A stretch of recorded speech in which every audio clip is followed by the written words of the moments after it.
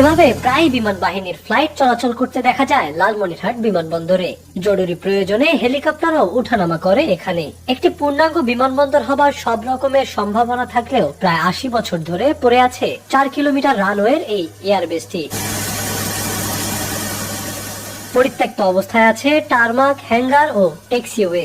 রানওয়ের চারপাশে কৃষকরা চাষবাস করছেন, সীমানা প্রাচীর না থাকায় ছাগল গরু চড়াচ্ছেন স্থানীয়রা। এসব কারণে দিন দিন নষ্ট হবার পথে দেশের দীর্ঘতম রানওয়েটি। অথচ দ্বিতীয় বিশ্বযুদ্ধের সময় জাপানি বোমারু বিমানের হাত থেকে বঙ্গদেশের কলকাতা ও আসামকে রক্ষা করতে ১৯৩১ সালে এখানে তৈরি করা হয়েছিল সামরিক ঘাঁটি, যেটি বর্তমানে লালমনিরহাট সদর উপজেলার মহেন্দ্রনগর ও হারাটি ইউনিয়নের অধীনে। প্রায় ১২০০ একর জমি দখল করে ব্রিটিশ সরকার এখানে নির্মাণ করেছিল এশিয়ার দ্বিতীয় বৃহৎ সামরিক ঘাঁটি। বিশ্বযুদ্ধ চলাকালীন সময় কলকাতা ও আসাম রক্ষার জন্য লালমনিরহাট বিমান ঘাঁটি ছিল মিত্রবাহিনীর একমাত্র ভরসা স্থল।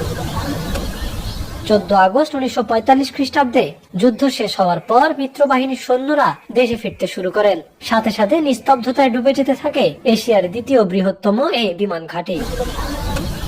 যদিও এই ঘাঁটিতে ১৯৫৮ সালে একবার বিমান চলাচল শুরু হয়েছিল, তখন ঢাকা লালমনিরহাট বিমান ভাড়া ছিল ৪৫ টাকা।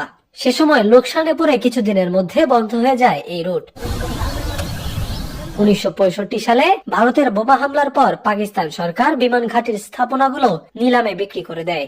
আর বাংলাদেশ স্বাধীন হওয়ার পর ১৯৭২ সালে লালমনিরহাটের বিমান ঘাঁটিকে বাংলাদেশ বিমান বাহিনীর হেডকোয়ার্টার করার সিদ্ধান্ত গৃহীত হয়, কিন্তু তা আর বাস্তবায়িত হয়নি। পরে ১৯৮৩ খ্রিস্টাব্দে বিমান বাহিনী কর্তৃপক্ষ এখানে কৃষি প্রকল্প গ্রহণ করেন, যার কার্যক্রম এখনো চলছে।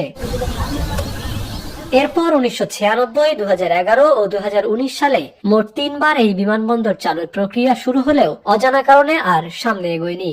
যদিও কথিত আছে লালমনিরহাট বিমানবন্দরটি চালু করতে ভারতের আপত্তির কথা, কারণ এই বিমানবন্দর থেকে মাত্র ১৫০ কিলোমিটার দূরত্বে ভারতের শিলিগুড়ি করিডোর, যা চিকেন নেক হিসেবে পরিচিত। তাই এত বড় সামরিক ঘাঁটিতে বিমান চলাচল শুরু হবে সেটা ভারতের জন্য মোটেই স্বস্তির কথা নয়। আর একই সাথে ভারতের আকাশ সীমা ঘেঁষে এখানে বিমান উড্ডয়ন ও অবতরণ করবে সেটাও চায় না তারা।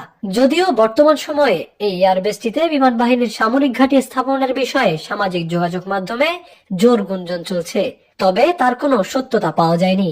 বরং সিভিল এভিয়েশন অথরিটির পরিকল্পনায় ২০৩০ সালের মধ্যে মোট ৮টি বিমানবন্দর চালুর তালিকায় এই এয়ারবেসটির নাম আছে। তবে বর্তমানে লালমনিরহাটে প্রতিষ্ঠিত দেশের প্রথম এভিয়েশন বিশ্ববিদ্যালয়টি এই বিমানবন্দর ব্যবহার শুরু করেছে। খুব দ্রুতই এই বিশ্ববিদ্যালয়ের আওতায় এখানে পাইলট ট্রেনিং শুরু হবে।